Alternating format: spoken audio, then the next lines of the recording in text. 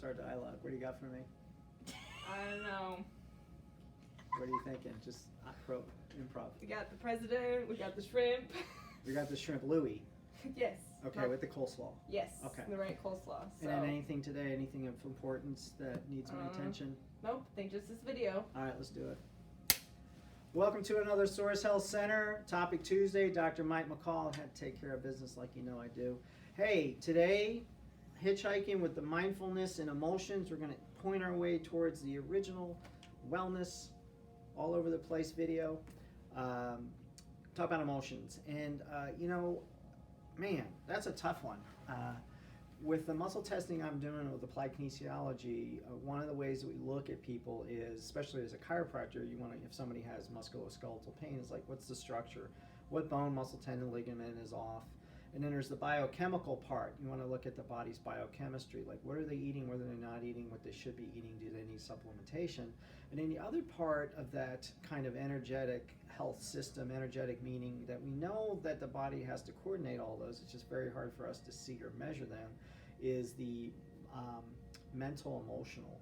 So the concept of homeopathy, if some of you know or don't know, homeopathy was an energetic medicine developed in the mid-1800s, and at the turn of the century, in 1900s, 25% of hospitals in the United States were homeopathic, and they were very successful with the Spanish flu epidemic. They had better results of patients surviving that.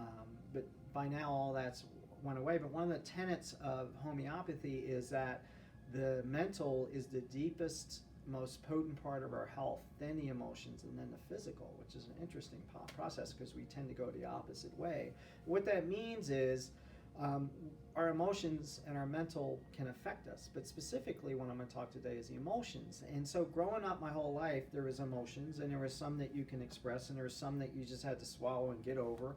But we never really talked about emotions. We never really, as a family, and most people I think in my culture, is you just kind of have to gut through it. And but there's been so much research now, but also just some old stuff that has always been around, is that the emotions are kind of a messaging system from the body, kind of a way, think of it as another form of media coming into your experience saying, this is going on. And we, instead of just pushing it down and moving on, you can slow down for a second and actually feel it, and to some degrees understand it.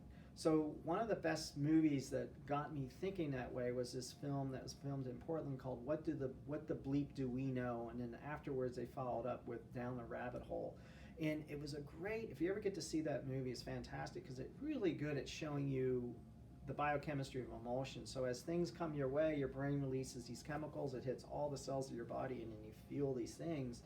And to kind of take the stigma out of it that if you can't control your emotions, there's something wrong with you, or your emotions are going to control you. It was just saying that it's just a part of you. And that with these emotions, we can sometimes be ruled by them thinking there's something wrong with our personality, when it's really nothing more than a signal for us to change course, something that we're bigger than, that we can use.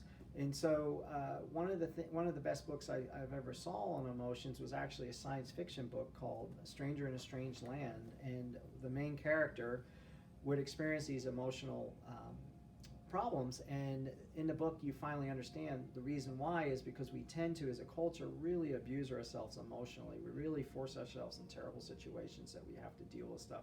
We deal with a lot of stress from work, a lot of emotions that we just don't deal with, and in the United States, it's, we've got so many other distractors, it doesn't really matter. So emotions are huge, and I would highly recommend that you want to look into them for you, talk to friends, counseling, read books.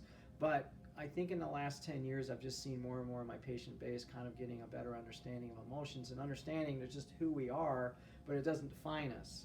And there's a lot of stuff there if we just allow it to happen. And emotions.